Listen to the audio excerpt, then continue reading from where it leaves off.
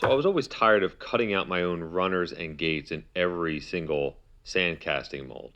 So I made a match plate that has it already set in it, which makes casting much quicker.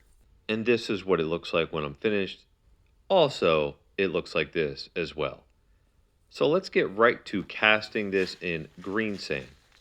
The green sand I am using is called Teton Black Olivine Sand. So let's go.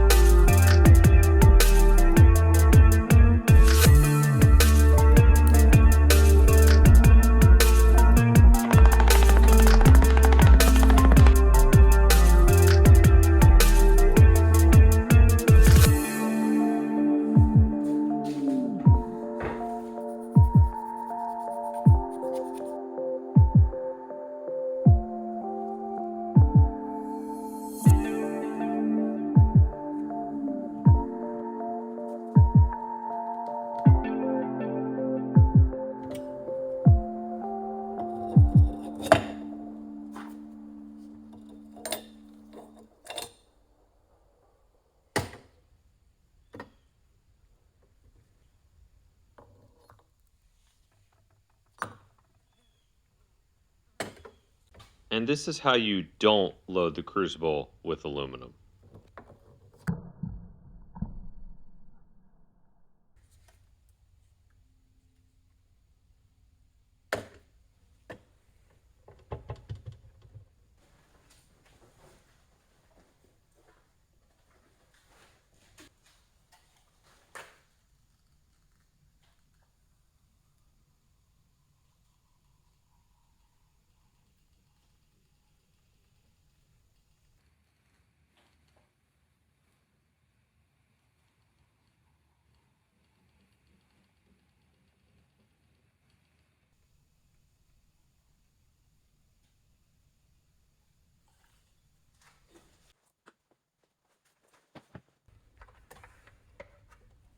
And this is how you're supposed to load the crucible with aluminum.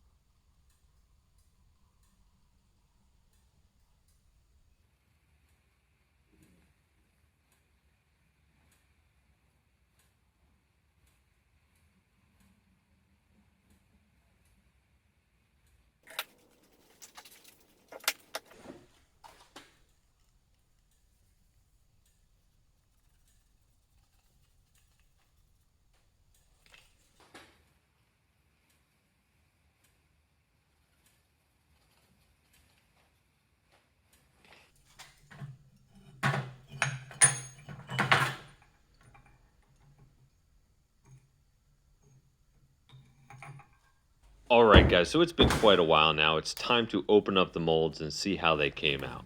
Now, I hope you guys didn't fast forward to the end because I'm going to talk about something that happened during the pour. If you were watching the aluminum in the feeder, it dropped. That's because the aluminum piece that I was creating was solidifying and it needed to pull aluminum. That's why when you cast aluminum, you usually get shrinkage. When you don't use a feeder, you'll have an indent in the backside of your part.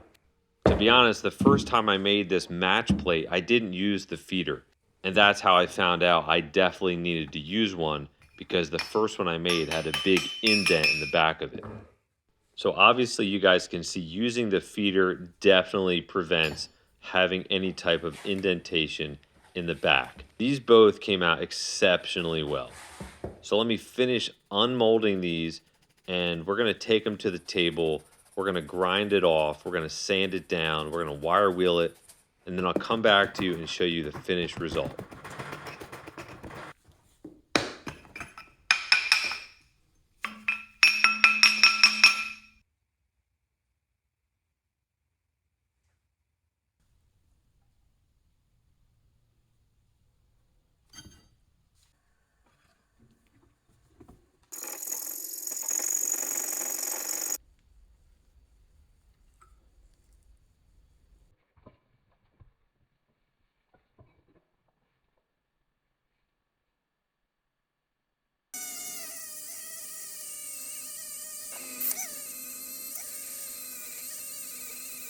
So I have this mini lathe and it comes in handy when I need to sand down some of my aluminum pieces. It's so much better than a drill.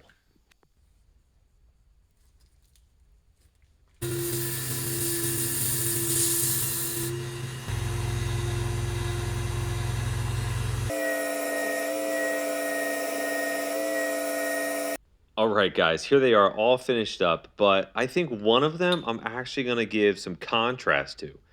I'm going to use a chemical called aluminum black. And when you apply this, guess what happens? It turns it black. So I'm going to add it to the entire thing, and I'm going to sand off the high spots so the lower spots stay black. This is actually something I don't do very often, but I don't know why I don't do it very often because a lot of people like the contrast look and not the bare aluminum look. So it's all finished, covered. I'm going to let it dry for a little bit, and then I'm going to wipe off the rest of it using a garbage towel that I have in the garage. And then we're going to bring it back to my sanding lathe and sand off all the high spots.